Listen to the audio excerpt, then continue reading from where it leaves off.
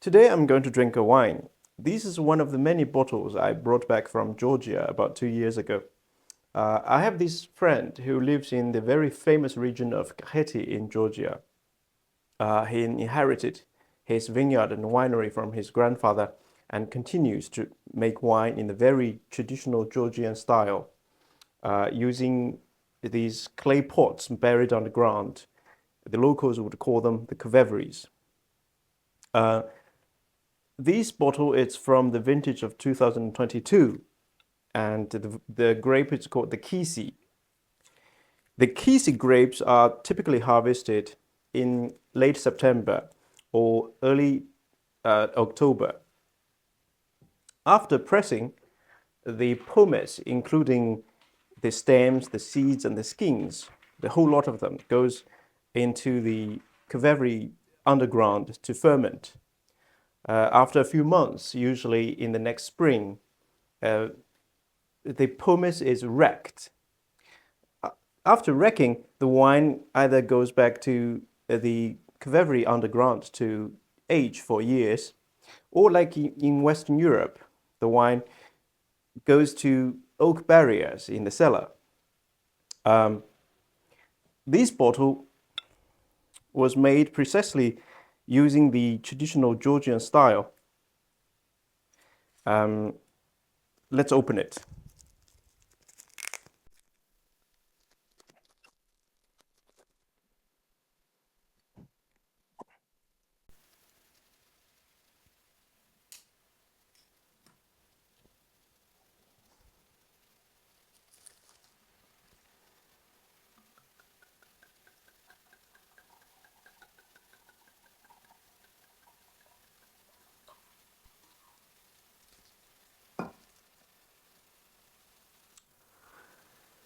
As you can see, the color of the wine is a bit amber.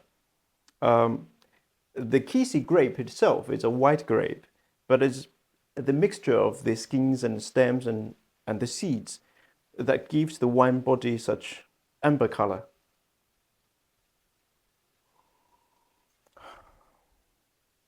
There is a very strong fragrance. Robust, yes. Robust would be the word I should always like to characterize the Georgian traditional wine. Wines from the old world, the new world, from France, from America, from Italy, um, they can be elegant, exquisite, they can be heavy and light, whatever, but none of them can ever be characterized as robust.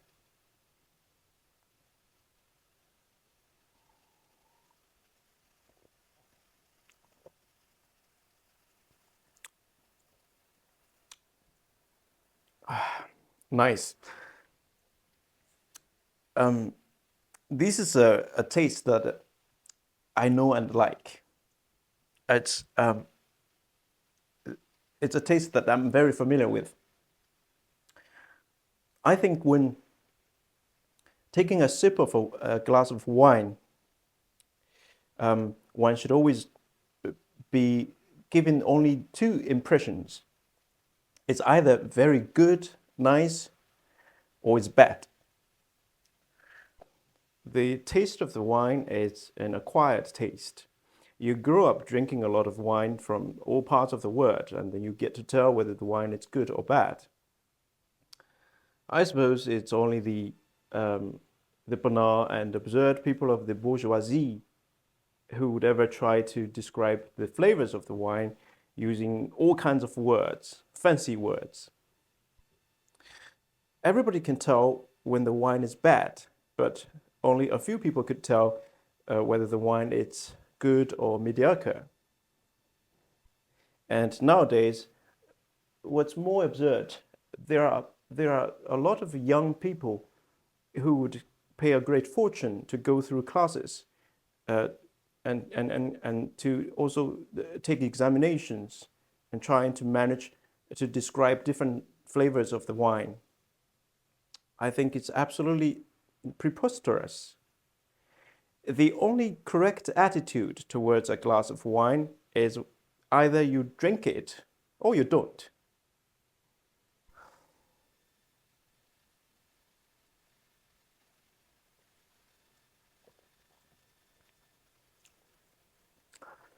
I suppose it's rather awkward for you to watch me finishing up this glass, so I thought it might be a good idea if I read you something.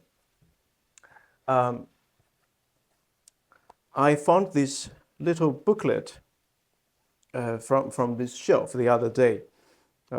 It's a small piece of art by a man of genius named William Blake, a poet who lived in the 18th century England. When you get to read poems, you expect to see words put down on pages by the poet himself. And but in William Blake's case, he had a completely different idea. William Blake was foremost trained as an engraver, which means he could draw pictures. So he had this genius idea of combining pictures and poetry together. So the result, it's something like this. This is a typical page, how it looks.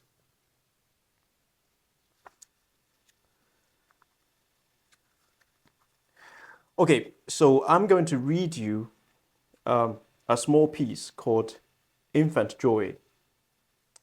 Here we go. I have no name, I'm but 2 days old. What shall I call thee? I happy am. Joy is my name, sweet joy before thee.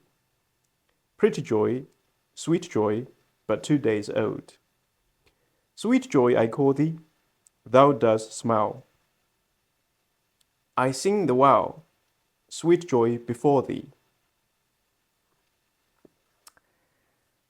Well, it sounded a bit primitive, if you would, as if the poet is in his baby steps trying to wander into the paradise of poetry, not at all very much mastered it yet. Well, that's exactly the kind of impression uh, the contemporary of William Blake had during his age. William Blake was not popular at all during his lifetime. People's expectation of poetry is often something like, she walks in beauty like the night of cloudless climes and starry skies. Things complicated, intricate, and mature like that. But William Blake, his genius is a different type. He was barely understood or recognized by the contemporary literature circles. So throughout his lifetime, he lived in desperate poverty, struggling to make a living. So there was much misery and misfortune in his lifetime, the only exception being his wife, Catherine Boucher, who was totally devoted to him and adored him and his genius in poetry.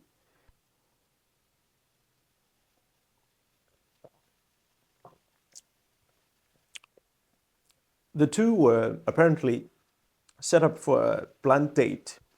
On their first meeting, William Blake was so typical of himself.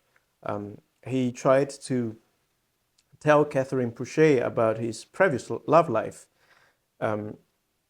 telling her all about how he fell in love with Miss Polly Wood and how he was relentlessly rejected by her.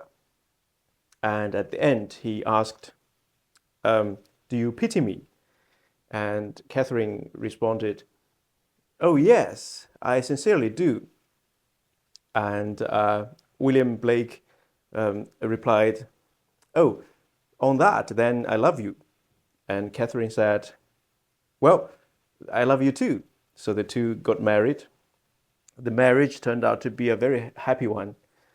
But throughout his life, he was never so popular like some of his contemporaries, like Wordsworth or Lord Byron.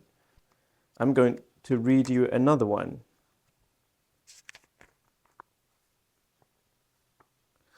This one, it's titled A Dream. Once a dream did weave a shade over my angel-guarded bed, that an emmet lost its way, where on grass methought I lay, troubled, wildered, and forlorn, dark, benighted, travel-worn. Over many a tangled spray, all heart broke, I heard her say, "O my children, do they cry? Do they hear their father sigh? Now they look abroad to see, now return and weep for me." Pitying, I dropped a tear, but I saw a glow warm near, who replied, "What wailing wait calls the watchman of the night? I am set to light the ground, while the beetle goes his round. Follow now, and the beetle's harm, little wanderer, hie thee home." How beautiful. William Blake is what we call a visionary poet. There are arguably only two visionary poets in the whole history of the English literature, the other man being John Milton. For men of genius like them, they see a completely different world from ours. There are constantly so many things going on around them. Their vision is busy, noisy, and full of things. There are constantly angels, pigs, gods floating around behind the clouds, butterflies flopping up and down all over their head. So it's just a very noisy word. An ordinary man who constantly sees things would be called a madman, or drunk, or intoxicated with mushrooms. But a man of genius, how marvelous that is. Catherine Boucher used to so famously describe her marriage life to William Blake. She said, "I have very little of Mr. Blake's company because he is always in paradise.